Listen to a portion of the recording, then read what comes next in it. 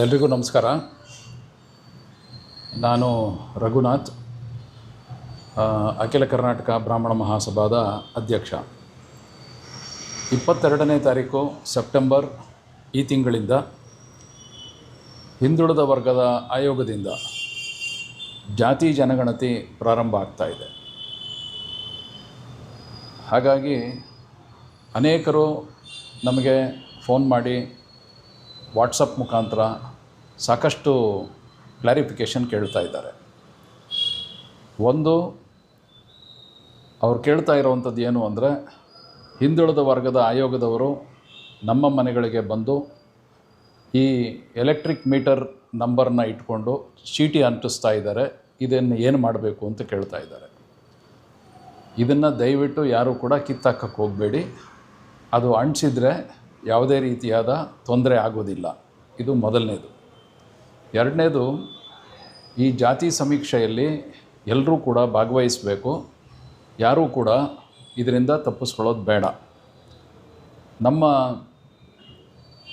ಈ ಒಂದು ಹೆದರಿಕೆ ಏನಿದೆ ಅದರಿಂದ ಹೊರಗಡೆ ಬಂದು, ಮತ್ತು ಈ ನವರಾತ್ರಿ ಸಂದರ್ಭದಲ್ಲೇ ಈ ಒಂದು ಜಾತಿ ಜನಗಣತಿ ಮಾಡ್ತಾ ಇರೋದರಿಂದ ದಯವಿಟ್ಟು ಪ್ರವಾಸಗಳನ್ನ ಕೈಗೊಳ್ಳದಿರಾನೆ ತಾವೆಲ್ಲರೂ ಈ ಒಂದು ನಮ್ಮ ಸಮಾಜದ ಹಿತಕ್ಕೋಸ್ಕರ ಹಬ್ಬದ ಆಚರಣೆಯನ್ನು ಮನೆಯಲ್ಲೇ ಇದ್ದು ಹಬ್ಬವನ್ನು ಆಚರಿಸಿ, ಅದೇ ಸಂದರ್ಭದಲ್ಲಿ ಈ ಒಂದು ಜಾತಿ ಜನಗಣತಿಗೆ ಅವರೇನು ಡಿಜಿಟಲ್ ಆ್ಯಪ್ ಮುಖಾಂತರ ಇದನ್ನು ಜಾತಿ ಗಣತಿ ಮಾಡ್ತೀನಿ ಅಂತ ಹೇಳ್ತಿದ್ದಾರೆ, ಅದೆಲ್ಲವನ್ನೂ ಕೂಡ ತಾವು ಉತ್ತರ ಕೊಡಬೇಕಾದ್ರೆ ಯಾವುದೇ ರೀತಿಯಾದ ತೊಂದರೆ ಇಲ್ಲದೆ, ಧರ್ಮ ಅಂತ ಕೇಳಿದಾಗ ಹಿಂದೂ ಅದರಲ್ಲಿ ಸೀರಿಯಲ್ ನಂಬರ್ 1 ಅಂತ ತಿಳಿಸ್ತಾ, ಜಾತಿ ಅಂತ ಕೇಳಿದಾಗ ಅದರಲ್ಲಿ ಬ್ರಾಹ್ಮಣ ಅಂತ ನಮೂದಿಸಿ ಅದರ ಸೀರಿಯಲ್ ನಂಬರ್ 218 ಅಂತಿದೆ. ಯಾಕೆ 218 ಅಂತ ಹೇಳಿದ್ರೆ, 22 ಆಗಸ್ಟು ಹಿಂದುಳಿದ ವರ್ಗ ಆಯೋಗ ಇದರ ಬಗ್ಗೆ ಒಂದು ಪಬ್ಲಿಕ್ ನೋಟಿಸ್ ಕೊಟ್ಟಂಥ ಸಂದರ್ಭದಲ್ಲಿ ಪೇಪರ್ ನೋಟಿಫಿಕೇಷನಲ್ಲಿ ಬ್ರಾಹ್ಮಣ ಅನ್ನೋ ಕಾಲಮ್ನಲ್ಲಿ 210 ಅಂತ ತೋರಿಸಿದ್ದಾರೆ. ಆದರೆ ಈಗ ಇದೇ ಹಿಂದುಳಿದ ವರ್ಗ ಆಯೋಗದವರು ಕೈಪಿಡಿಯನ್ನು ತೊಗೊಂಡು ಬಂದಿದ್ದಾರೆ. ಅಂದರೆ ಒಂದು ಗೈಡ್ ಬುಕ್ ಅಂತ ರೆಡಿ ಮಾಡಿದ್ದಾರೆ ಸರ್ವೆ ಮಾಡಲಿಕ್ಕೆ ಬರೋರಿಗೆ. ಅದು ಒಂದು ಸಾಫ್ಟ್ ಕಾಪಿ ನಮಗೆ ಬಂದಿದೆ.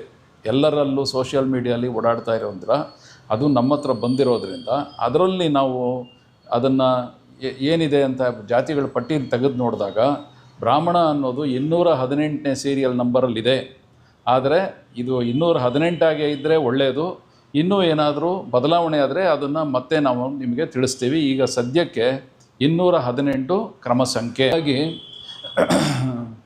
ಈ ವಿಚಾರಗಳಲ್ಲಿ ಎಲ್ಲರೂ ಕೂಡ ಯಾವುದೇ ತೊಂದರೆಗೆ ಒಳಗಾಗದೆ ಈ ಜಾತಿ ಜನಗಣತಿಯ ಸಮೀಕ್ಷೆಯಲ್ಲಿ ಭಾಗವಹಿಸಬೇಕು ಅಂಥೇಳಿ ನಾನು ತಮ್ಮಲ್ಲಿ ಕಳಕಳಿಯಿಂದ ಮನವಿ ಮಾಡಿಕೊಳ್ತೀನಿ.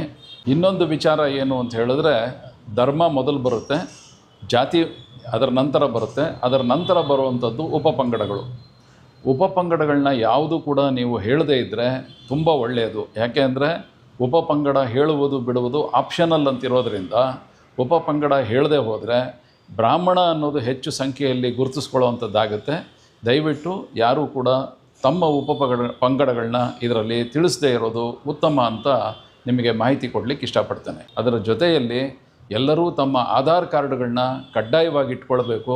ಯಾಕೆ ಅಂತ ಹೇಳಿದ್ರೆ 6 ವರ್ಷಕ್ಕೂ ಮೇಲ್ಪಟ್ಟವರು ಆಧಾರ್ ಕಾರ್ಡನ್ನು ನಂಬರ್ ಕೂಡ ಅದರಲ್ಲಿ ಕೊಡಬೇಕಾಗಿದೆ ಅಂತ ಈ ಒಂದು ಗೌರ್ಮೆಂಟ್ ಆದೇಶದಲ್ಲಿರೋದ್ರಿಂದ ಎಲ್ಲರೂ ಕೂಡ ಆಧಾರ್ ಕಾರ್ಡನ್ನು ಕೊಟ್ಟು ಅದರ ನಂಬರ್ನ ಹೇಳಿ ಅದರ ಮುಖಾಂತರವಾಗಿ ಈ ಜಾತಿ ಸಮೀಕ್ಷೆಯಲ್ಲಿ ಭಾಗವಹಿಸಬೇಕು ಅಂಥೇಳಿ ಮತ್ತೊಮ್ಮೆ ತಮ್ಮಲ್ಲಿ ಕಳಕಳಿಯಿಂದ ವಿನಂತಿಸ್ತೇನೆ.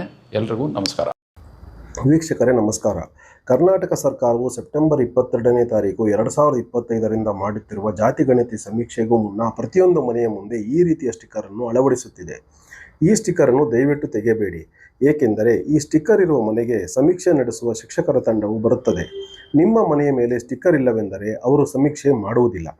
ಸ್ಟಿಕ್ಕರನ್ನು ಅಂಟಿಸುವ ಕಾರ್ಯವನ್ನು ಸರ್ಕಾರ ಬೆಸ್ಕಾಂ ಉದ್ಯೋಗಿಗಳ ಮೂಲಕ ಮಾಡಿಸುತ್ತಿದೆ. ಇವರು ಸ್ಟಿಕ್ಕರ್ ಅಂಟಿಸಿ ಹೋದ ನಂತರ ಸಮೀಕ್ಷಾ ತಂಡವು ನಿಮ್ಮ ಮನೆ ಬಾಗಿಲಿಗೆ ಬರುತ್ತದೆ. ಸಮೀಕ್ಷಾ ತಂಡವು ನಿಮ್ಮ ಮನೆಯಲ್ಲಿರುವ ಜನರ ಸಂಖ್ಯೆ, ನಿಮ್ಮ ಉದ್ಯೋಗ ಹಾಗೂ ನಿಮ್ಮ ಶಿಕ್ಷಣದ ಬಗ್ಗೆ ಹಾಗೂ ನಿಮ್ಮ ಜಾತಿ ವಿವರಗಳನ್ನು ಕೇಳುತ್ತಾರೆ. ಕೆಲವು ಸಂದರ್ಭಗಳಲ್ಲಿ ನಿಮ್ಮ ಆಧಾರ್ ಕಾರ್ಡ್ ಕೂಡ ಕೇಳಬಹುದು.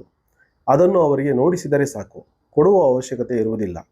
ನಾವೆಲ್ಲರೂ ಸರ್ಕಾರ ನಡೆಸುವ ಈ ಸಮೀಕ್ಷೆಯಲ್ಲಿ ಪಾಲ್ಗೊಳ್ಳುವುದರಿಂದ ಸರ್ಕಾರದ ಮುಂದಿನ ಯೋಜನೆಗಳಿಗೆ ಸಹಕಾರಿಯಾಗುತ್ತದೆ.